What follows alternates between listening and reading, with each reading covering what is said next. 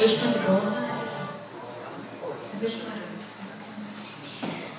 Αξιότιμοι εκλεκτοί καλεσμένοι εισηγητές, κύριοι Γενική Γραμματέα του Δήμου Ματσόβου, αξιόσεβαστοι πατέρες, με συγχωρείτε, αγαπητοί συμπολίτες και φίλοι, σας καλωσορίζουμε στην απόψινή ενημερωτική ομιλία με θέμα νεμογεννήτριες, αλήθειες και μύθοι, την οποία συνδιοργανώνει ο Φυσιολογικός και Πολιτιστικός Σύλλογος Ματσόβου Αμίτσιου σε συνεργασία με το Δήμο Ματσόβου.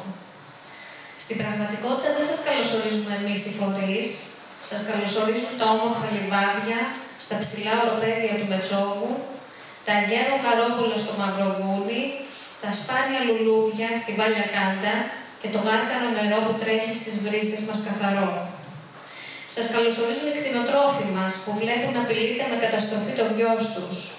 Οι εργαζόμενοι στον τουρισμό που διατηρούν επιχειρήσεις εδώ και χρόνια σε ένα μέρος με πολλές δυσκολίες. Και όλοι οι ντόπιοι άνθρωποι εμείς που έχουμε μείνει εδώ από επιλογή για να ζούμε δεμένοι με το φυσικό περιβάλλον. Τον τελευταίο καιρό συνειδητοποίησαμε ένα τεράστιο κίνδυνο που έρχεται για το περιβάλλον και την ποιότητα ζωής των κατοίκων του τόπου μας. Αναφερόμαστε στη σχεδιαζόμενη τοποθέτηση ανεμογεννητριών στη θέση Τσούκα, πολύ κοντά στον οικισμό και ακριβώς δίπλα σε 4 κτηνοτροφικές εγκαταστάσεις. Και στη θέση Πάτωμα, δίπλα στο Μαυροβούνι, οι οποίες φαίνεται ότι ανοίγουν τον δρόμο και για άλλες. Αποφασίσαμε λοιπόν ως Σύλλογος να κινητοποιηθούμε ενεργά, υπερασπιζόμενοι το δικαίωμα των τόπιων να ζουν στον τόπο τους, να διαφυλάττουν τα δάση και τα ποτάμια αγνά για τις επόμενες γενιές, να ασκούν τη κτηνοτροφία τους ανενόχλητα, να δραστηριοποιούνται με ορεινό αθλητισμό και ήπιες μορφές εναλλακτικού τουρισμού, να χαίρονται εκδρομές με τις οικογένειές τους και πανηγύρια στη φύση όπως έχουν συνηθίσει τις γιορτές τους από τους προγόνους.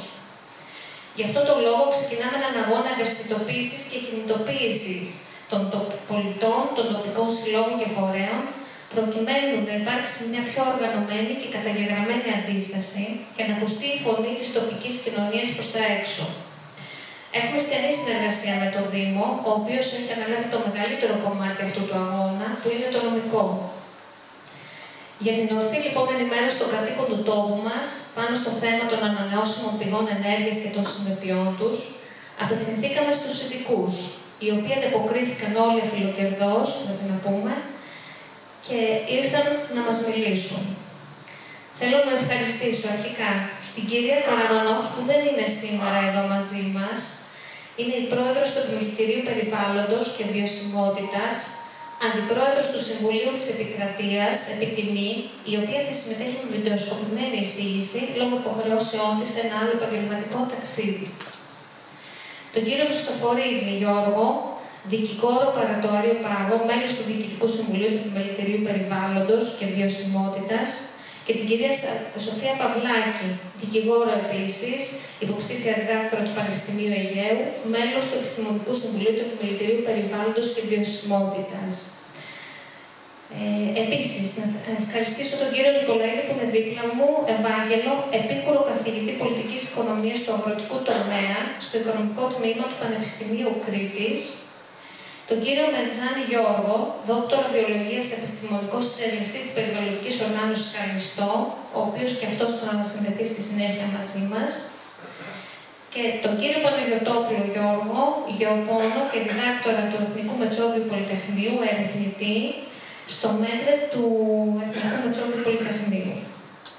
Τέλος, φιλοξενούμε ανθρώπους από 2 συλλογικότητες, τον κύριο Καραβίδα από το Δίκτυο Φορέων και Πολιτών για την Προστασία των Αγράφων, σε Άγραφα, που ήρθε από το Μουζάκι σήμερα εδώ, και την κυρία Σταθηρά Κατερίνη, εκπρόσωπο και μέλος του Διοικητικού Συμβουλίου του Ορειβατικού Συλλόγου Ιωαννίδου. Να ευχαριστήσω θερμά για την εκδήλωση αυτή το Δήμο Μετσόβου για την ουσιαστική συνεργασία, την Ένωση Ξενοδόχων Μετσόβου και ιδιαίτερα τα ξενοδοχεία που ανταποκρίθηκαν Κασάρος, Άρμαγριός, Ολυμπίκ, Απόλλων και Άδωνης για τη φιλοξενία των επισκεπτών μας, το Εστιατόριο Γαλαξίας για το γεύμα, το Ινοπείο Κατόγια Βέροφ, το Ίδρυμα Βαρών Μιχαήλ Τοσίτσα, τη Βιοτεχνία Ζυμαρικών Οικογένεια Κατσόρα για τα δώρα τους και την ομάδα των κτηνοτρόφων της περιοχής για την αλληλοσυμπαράσταση που έχουμε. Και τέλος, ένα μεγάλο ευχαριστώ οφείλω στα μέλη του Συλλόγου, μια ομάδα ανθρώπων που με ψυχή και έντονο πνεύμα συλλογικότητας, κάτι που σπανίζει όλο και περισσότερο στις μέρες μας, κινούμαστε μαζί. Με αυτούς τους δικούς μας ανθρώπους θα παλέψουμε να μην είναι αναλύωτο και ατόφιο το φυσικό περιβάλλον που μας περικλεί και η πολιτισμική μας ταυτότητα. Σας ευχαριστώ.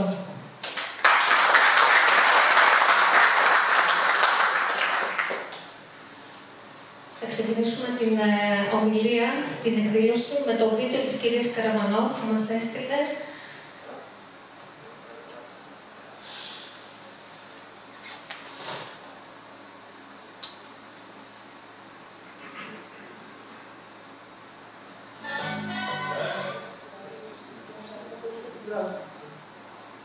Δυστυχώς, μια ανηλυμένη υποχρέωση σε κάποιο άλλο μέρος της Ελλάδας, να μηνώ, στη Σαντορίνη, δεν μου επέτρεψε να είμαι σήμερα κοντά σας όπως θα ήθελα, αλλά θα προσπαθήσω με δύο λόγια να θέσω το βασικό πλαίσιο των προβλημάτων που σας απασχολούν, το οποίο θα αναλύσουν στη συνέχεια οι δύο εκλεκτοί ομιλητές, ο κύριος Γιώργος Χριστοφορίδης, δικηγόρος και μέλος του Διοικητικού Συμβουλίου του Επιμελητήριου, και η κυρία Σόφη Παυλάκη, επίσης δικηγόρος και μέλος του Επιστημονικού Συμβουλίου του Επιμελητηρίου.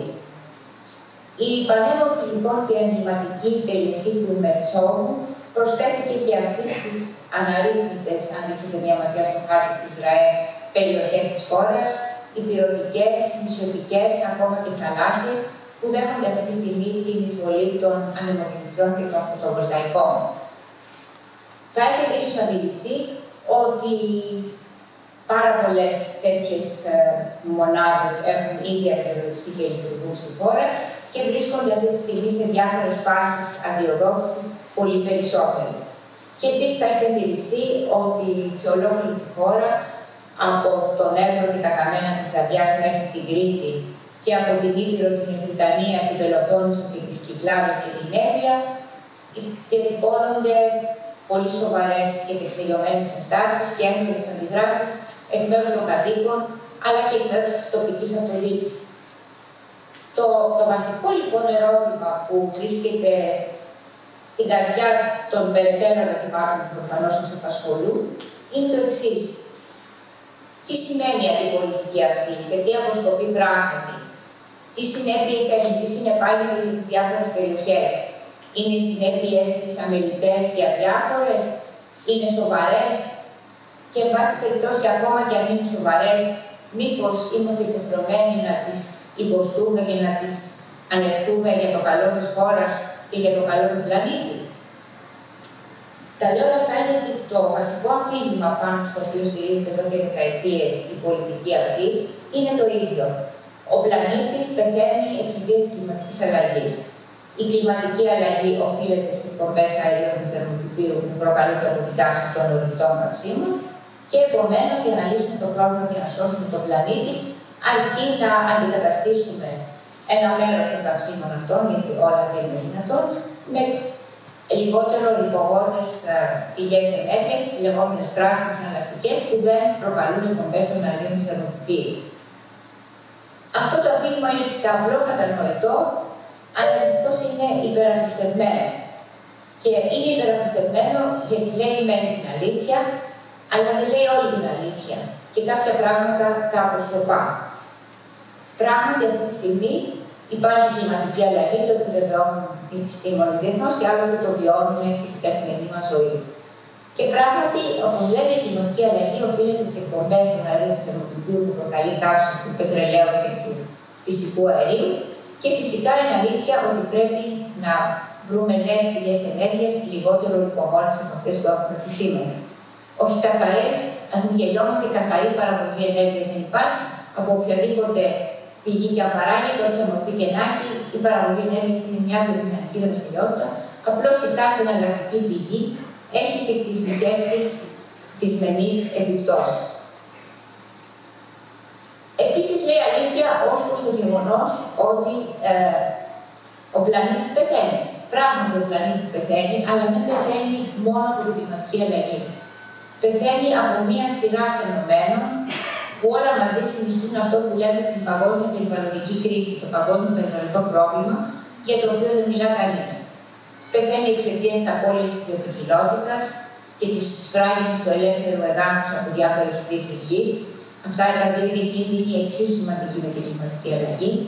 Πεθαίνει εξαιτίας της χημικής ρύπανσης, εξαιτίας της πλήρους ανατροπής της ισορροπίας του κύκλου του νερού για πρώτη φορά στην ανθρώπινη ιστορία, της οξύνησης των ωκεανών, της διατάραξης του κύκλου του φωσφόρου και του αζότου, εξαιτίας πολλών ορίων τα οποία έχουμε ήδη υπερβεί ή είμαστε στο παραπέντε να υπερβούμε και όλα μαζί αυτά αλληλεξαρτώμενα είναι αλληλεξαρτώμενα και πρέπει να αντιμετωπιστούν από κοινού. Είναι μάταιο να προσπαθεί κανείς να αντιμετωπίσει το καθένα ξεχωριστά και αυτό ισχύει και για την κλιματική αλλαγή, για την οποία εμείς θεωρούμε ότι μπορούμε να την απομονώσουμε από τα υπόλοιπα και να την αντιμετωπίσουμε από μόνοι μας. Για να πάρουμε όμως έστω αυτά και μόνο την κλιματική αλλαγή. Όσον αφορά το θέμα αυτό, το πρώτο που θα πρέπει να έχει κάνει ολόκληρη η ανθρωπότητα είναι να μειώσει την κατανάλωση ενέργειας συνολικά. Γιατί όσο και τμήμα της ενέργειας που καταναλώνουμε να υποκαταστήσουμε με ανανεώσιμες πηγές, όταν αυξάνει, όπως και πράγματι αυξάνει εκθετικά η κατανάλωση, είναι προφανές ότι το όφελος εξουδετερώνει. Θα μπορούσε βέβαια να πει κανείς ότι έστω και αν δεν κάνουμε τίποτα για όλα τα άλλα, τουλάχιστον να κάνουμε αυτό. Καλό είναι, καλύτερο από το τίποτα και κακό δεν κάνει. Εκεί είναι που παρεμβαίνουν οι μισές αλήθειες και τα πράγματα τα οποία αποσιωπώνουν. Γι' αυτό είναι ότι και οι ανανεώσιμες πηγές ενέργειας έχουν και αυτές αρκετές δυσμενείς επιπτώσεις. Δεν είναι απολύτως καθαρές και προκαλούν εντελώς πολλά δυσμενή φαινόμενα στο φυσικό, στο πολιτιστικό, στο οικιστικό περιβάλλον. Ποια είναι αυτά? Ξεκινάμε από τη φάση κατασκευής. Ίσως αυτό δεν μας αφορά ειδικά στην Ελλάδα, γιατί δεν κατασκευάζουμε ανομογεννήτριες, αλλά επειδή όπως είναι αυτό το περιβάλλον δεν έχει σύνορα, στις χώρες όπου εξορίσσονται τα υλικά που είναι αναγκαία για την κατασκευή τους, όπως ο χαλκός και διάφορες άλλες σπανιωδιές, τα περιβαλλοντικά προβλήματα είναι πολύ έντονα, θα έλεγε κανείς εξαιρετικά. Ας έρθουμε σε αυτά που αφορούν τη χώρα μας. Η μεταφορά είναι ένα στάδιο το οποίο μας πλήττει άμεσα, ακριβώς γιατί στη χώρα μας οι ανεμογεννήτριες τοποθετούνται στα ψηλά βουνά και μέσα στα δάση. Και γι' αυτό τον λόγο αναγκαστικά προϋποθέτουν διάνοιξη μεγάλων δρόμων πολλών δεκάδων μέτρων φάρδους για να περάσουν, επειδή είναι τεράστιες, φτάνουν πια σήμερα τα 200 μέτρα. Και η διάνοιξη αυτών των δρόμων από μόνη της κατακαιρματίσει τους οικοτόπους, τους βιοτόπους και προκαλεί πάρα πολύ σοβαρές ανατροπές στην ισορροπία του φυσικού περιβάλλοντος. Η λειτουργία τους αυτή τη στιγμή τοποθετηθούν έχει και αυτή μια σειρά από επιπτώσεις. Στο μικροκλίμα, στα υπόγεια ύδατα, μην ξεχνάμε ότι οι βάσεις που είναι μες στο υπέδαφος έχουν ένα τεράστιο όγκο, περίπου μιας πολυκατοικίας και παραμένουν εκεί για πάντα. Στον τρόπο διαβίωσης των άγνων ζώων, στην κτηνοπανίδα, στις μεταναστευτικές συνήθειές της. Επίσης, όπως είπα, στον τρόπο με τον οποίο αλληλεπιδρούν όλα τα στοιχεία του οικοσυστήματος και αυτό δεν είναι καθόλου αμεληταίο στις εναλλακτικές δυνατότητες ανάπτυξης των τόπων όπου τοποθετούνται, γιατί εκεί ανατρέπεται πλήρως ο μέχρι τώρα γνωστός τρόπος ζωής ή τρόπος ανάπτυξης. Η Ελλάδα λοιπόν ως χώρα είναι μια από τις χώρες η οποία έχει πλουσιότατο φυσικό περιβάλλον, η οποία από μόνη της λειτουργεί πολύ θετικά στο ισοζύγιο των αερίων του θερμοκηπίου, γιατί έχει πάρα πολλά δάση, όπως και θαλάσσιες ποσειδονίες, οι οποίες αποτελούν το φυσικό απορροφητήρα των αερίων του θερμοκηπίου. Και επομένως, καταρχήν, είναι μια χώρα η οποία θα πρέπει να είναι πολύ φιδωλή σε οτιδήποτε συνεπάγεται απώλεια του κεφαλαίου αυτού. Και αν έρθουμε τώρα ειδικότερα στο Μέτσοβο, νομίζω ότι είναι από τις περιοχές που θα υποστούν σε πολύ μεγάλο βαθμό τις συνέπειες αυτής της πολιτικής από την εγκατάσταση των ανεμογεννητριών. Θα είναι ιδιαίτερα αισθητές αυτές οι περιοχές, γιατί πλήττουν τον πυρήνα της ίδιας της ταυτότητας του Μετσόβου. Ποια είναι αυτή η ταυτότητα? Το Μέτσοβο είναι μια πανέμορφη περιοχή, ορεινή, δασική, πλούσια σε οικοσυστήματα, έχει μια μακρά ιστορία, ένα παραδοσιακό οικισμό τον οποίο έχετε καταφέρει να διατηρήσετε, μια αγροτική παραγωγή και κτηνοτροφική και την αντίστοιχη παραδοσιακή μεταποιητική δραστηριότητα, τα τυριά, τα κρασιά του Μουτσόπου που είναι πασίγνωστα, και ως εκ τούτου έχει και ένα τουρισμό ποιοτικό, ο οποίος οφείλεται ακριβώς στα χαρακτηριστικά αυτά και ο οποίος προφανώς θα πληγεί όταν αλλάξει το όλο τοπίο μέσα στο οποίο λαμβάνει χώρα αυτή η τουριστική δραστηριότητα. Και επομένως το ερώτημα είναι, όλα αυτά είναι αναγκαία? Είναι αναγκαίο να πληγούν? Και αν πληγούν, για πόσο χρόνο? Η απάντηση είναι για πάντα. Γιατί, όπως είναι γνωστό και θα αναφερθούν σε αυτό και οι επόμενοι ομιλητές, η αποκατάσταση των αναγεννητριών, δηλαδή η απεγκατάστασή τους και η διάκριση των αποβλήτων τους, των τελικίων και των δομικών υλικών, είναι πράγματι ανέφικτη. Θεωρητικά κάποια παραδείγματα αυτά ανακυκλώνονται. Αλλά παρά το γεγονός ότι είναι ανακυκλώσιμα, στην πράξη εγκαταλείπονται στην τύχη τους. Όσον αφορά τις υπόγειες βάσεις, αυτές από την νομοθεσία δεν είναι υποχρεωτικό, είναι άλλωστε και αντικειμενικά αδύνατο να απομακρυνθούν.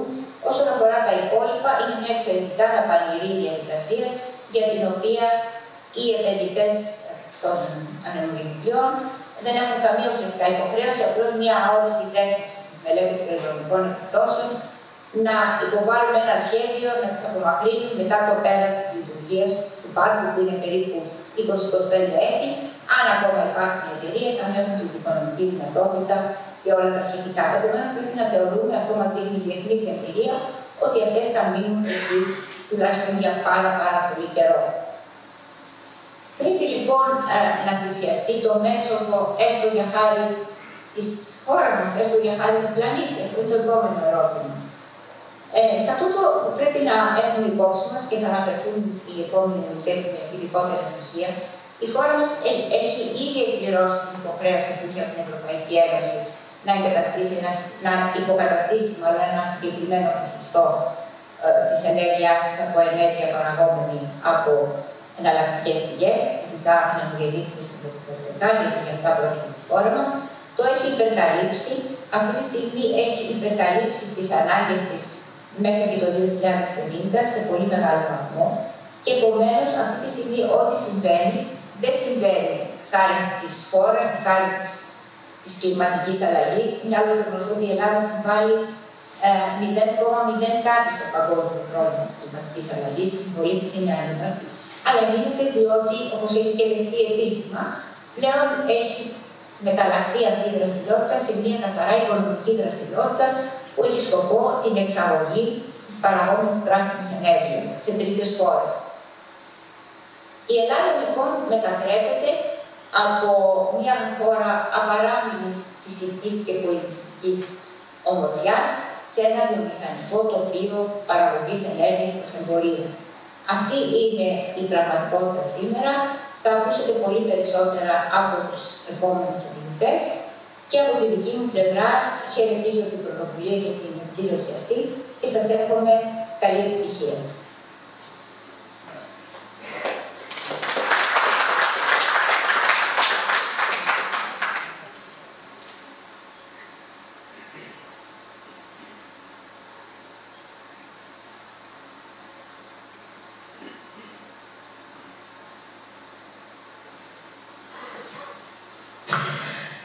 Ευχαριστήσουμε την κυρία Καρμανόφ. Να δώσω το λόγο στον κύριο Νικολαίδη τώρα, ο οποίος θα κάνει εισήγηση με τίτλο «Ολοκληρωμένη ανάπτυξη ορεινών περιοχών και ανανεώσιμες πηγές ενέργειας».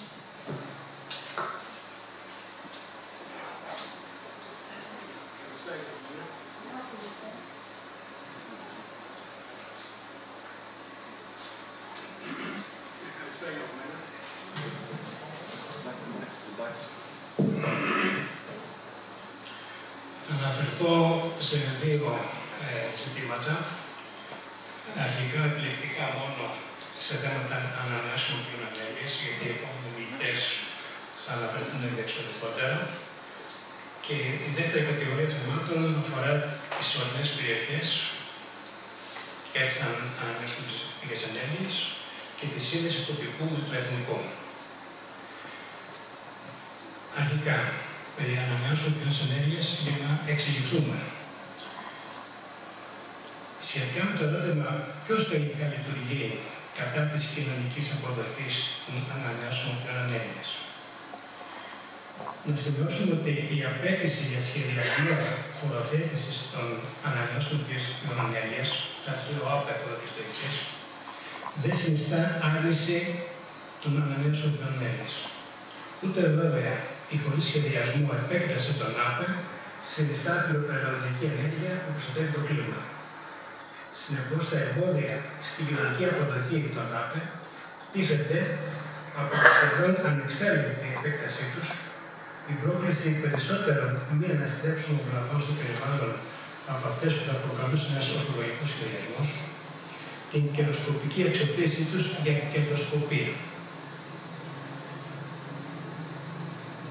Τώρα, η ανεξέλεγκτη επέκταση των ΑΠΕ και χωρίς σχεδιασμό βέβαια, προκαλεί κοινωνικές αντιδράσεις. Επομένως, εμφανίζονται τρόποι για την υπέρβαση αυτών των αντιδράσεων και την αντιμετώπιση τους. Ανάμεσα στα θεσμικά μέτρα και την καταστολή, κυρίαρχη θέση έχει η επικοινωνία. Έτσι επιστρατεύεται το ονομαζόμενο πράσινο ξέπλυμα, δηλαδή μια μονομερής προβολή της καθαρής ενέργειας του βάζω σε εισαγωγικά, υποτιμώντας ή αποσυρκώντας τις δεσμενείς περιβαλλοντικές επιπτώσεις, η κατηγορία που ήδη αναφέρθηκε περί αρνητών των ΑΠΕ και βέβαια η στοχοποίηση, η επίπληξη με τη χρέωση της αντίληψης όχι στην αυλή μου. Είναι μια έκφραση που αποτυπώνεται στο ένα με ΑΠΕ, αλλά στη δικιά μου περιοχή να πάνε κάπου αλλού. Ωστόσο, σχετικά με την τελευταία αυτή επίπληξη, θα πρέπει να υπενθυμίσουμε ότι στην αυλή μου, το βάζω εισαγωγικά, εμπροκειμένου στις ορεινές περιοχές, τυχαίνει να υπάρχουν τα δάση, τα βοσκοτόπια, το έδαφος, όπου δηλαδή αποθηκεύεται το νερό από τις προπτώσεις, υπάρχει βιοποικιλότητα, συντηρείται η φωτοσύνθεση και πάει λέγοντας. Πρόκειται δηλαδή για στοιχεία και λειτουργίες του περιβάλλοντος που έχουν κρίσιμο ρόλο στην απορρόφηση των αερίων του θερμοκηπίου, για το οποίο γίνεται λόγος. Καθώς τα αέρια του θερμοκηπίου δεν περιορίζονται μόνο από τον περιορισμό της καύσης των νεροανθράκων που υποκαθίζεται από τις ΑΠΕ. Άρα λοιπόν,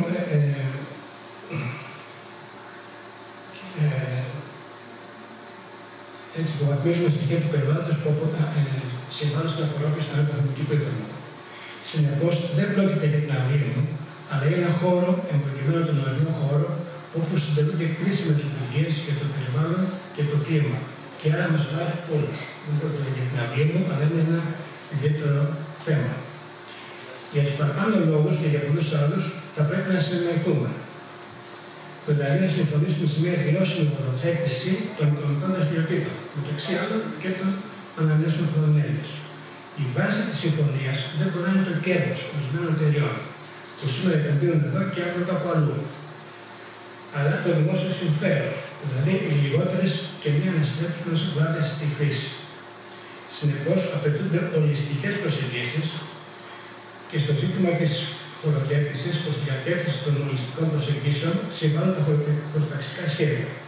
Η εκπόνηση των χωροταξικών σχεδίων είναι μια δυναμική διαδικασία, καθώς πρέπει να ανταποκρίνεται στις μεταβαλλόμενες κλιματικές, περιβαλλοντικές, οικονομικές, τεχνολογικές συνθήκες. Κάτι τέτοιο όμως δεν συμβαίνει. Το ισχύον ειδικό χωροταξικό πλαίσιο για τις ΑΠΕ θεσπίστηκε το 2008. Η χρονοτριβή για την επικαιροποίηση του χωροταξικού των ΑΠΕ καταλήγει σε μια επίπλαση στην νομιμότητα και δημιουργία τελεσμένων. Δεν κατάλαβε κανένα, μιλάνε. Η συστηματική χρονοτριβή επικαιροποίησης ενός ξεπερασμένου θεσμικού πλαισίου σε συνδυασμό με τη στοχευμένη απομάκρυνση την νομοθεσία των προστατευτικών μέτρων για το περιβάλλον και η εγκατάσταση της νέας ισχύως, στην ουσία συνιστά μια μορφή ανομίας, καθώς είναι αυταπόδεικτο ότι δεν υπακούει στα σύγχρονα δεδομένα. Το μη αναθεωρημένο θεσμικό πλαίσιο προσδίδει συγκριτικό πλεονέκτημα στο κριτήριο της κερδοφορίας έναντι του περιβάλλοντος και του τοπικού κοινωνικού οικονομικού πλαισίου. Το όποιο νέο θεσμικό πλαίσιο θα αναφέρεται πλέον στο μέλλον, όταν δηλαδή υπό συνθήκες ξεπερασμένου καθεστώτος θα έχει ήδη εγκατασταθεί το μεγαλύτερο μέρος της ισχύως που προβλέπεται.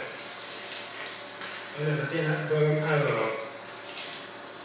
Τώρα, όσον αφορά τη δεύτερη θεματική ενότητα για τις ορεινές περιοχές και τη ΣΑΠΑ.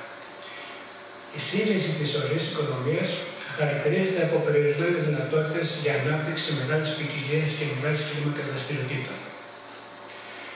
Από αποψήλωση δημοσίων υπηρεσιών, είτε ως προηγούμενο είτε ως επόμενο της συρρίκνωσης της οικονομίας και της μείωσης του πληθυσμού. Από περιορισμένες εναλλακτικές. Επομένως, στις ορεινές περιοχές παρατηρείται ανάπτυξη μικρής και μεσαίας κλίμακας συμπληρωματικών δραστηριοτήτων μεταξύ τους και πολυαπασχόληση των κατοίκων. Αυτό είναι μια διαδικασία αυτόματης προσαρμογής στις ιδιόμορφες φυσικές περιβαλλοντικές συνθήκες των περιοχών. Συνεπώς, το όποιο αναπτυξιακό σχέδιο για τις ορεινές περιοχές θα πρέπει όχι μόνο να λαμβάνει υπόψη, αλλά και να βασίζεται στις ιδιομορφίες τους. Συγχρόνως, να αποφεύγει τις χωρίς σχεδιασμό επεμβάσεις και υποδομές, όπως για παράδειγμα είναι οι ανεμογεννήτριες, οι οποίες δημιουργούν εισόδημα το οποίο καθ' ολοκληρία εκραίει από την περιοχή. Τα κέρδη από τις ΑΠΕ καταλήγουν στις εταιρείες εκτός περιοχής, ενώ οι τοπικές κοινότητες εν είδη απεικιοκρατικού καθεστώτος έναντι ελαχίστων ανταποδοτικών υφίστανται το περιβαλλοντικό, οικονομικό και κοινωνικό κόστος. Επίσης, θα πρέπει να αποφεύγονται επεμβάσεις οι οποίες περιορίζουν το ζωτικό χώρο και τις λειτουργίες των ήδη λιγοστών οικονομικών δραστηριοτήτων και των αντίστοιχων επαγγελμάτων. Παραδείγματος χάρη, των σκοτόπων για την κτηνοτροφία, του τοπίου για τις εναλλακτικές μορφές τουρισμού, των δασών για τις συναφείς δραστηριότητες. Οι ορεινές περιοχές βασίζονται σε οικονομικές δραστηριότητες που συνδέονται με τη φύση και ως εικόνα για τον τουρισμό και ως λειτουργίες για την κτηνοτροφία και τη νοσοκομεία μαζί με τη σχετική μεταποίηση. Η υποβάθμιση του περιβάλλοντος οδηγεί στη συρρίκνωση της τοπικής οικονομίας. Τόσο η συρρίκνωση της κτηνοτροφίας όσο και των εναλλακτικών μορφών τουρισμού έχει τοπική αλλά και ευρύτερη εθνική σημασία, στο οποίο θα αναφερθώ αμέσως μετά. Όσον αφορά την κτηνοτροφία των ορεινών περιοχών, έχει περιβαλλοντική, ενεργειακή και οικονομική αξία, που βέβαια αυτά μεταξύ τους συνδέονται. Ενδεικτικά, όσον αφορά την περιβαλλοντική αξία, αναφέρουμε στη διαχείριση των σκοτόπων, στην προστασία των δασών, μεταξύ άλλων με τη διαχείριση της καύσιμης ύλης, τη συμβουλή του εμπλουτισμού του υδροφόρου ορίζοντα, αυτό και αντιτραβαίνει την τοπική κλίμακα, ενώ όσον αφορά την οικονομική αξία, μπορούμε να αναφερθούμε ενδεικτικά στην αξιοποίηση πλέον των σκοτόπων, αντί για δέσμευση εκτάσεων για παραγωγή ζωοτροφών, στην εξοικονόμηση των αναγκών για άναψη, τη στιγμή που τίθεται θέμα επάρκειας υδάτων, στην εξοικονόμηση των ενεργειακών ενεργών. Ήδη, αν δούμε την διεθνή βιβλιογραφία, βλέπουμε ότι η εντατική κτηνοτροφία πιέζεται από το αυξημένο ενεργειακό κόστος και το κόστος των ζωοτροφών και αναμένεται να δώσει χώρο στην εντατική κτηνοτροφία, το είδος δηλαδή της κτηνοτροφίας που παρατηρούμε στις ορεινές περιοχές. Επίσης, διαρκώς γίνεται λόγος για το αρνητικό εμπορικό ισοζύγιο της χώρας σε κτηνοτροφικά προϊόντα. Επομένως, άλλος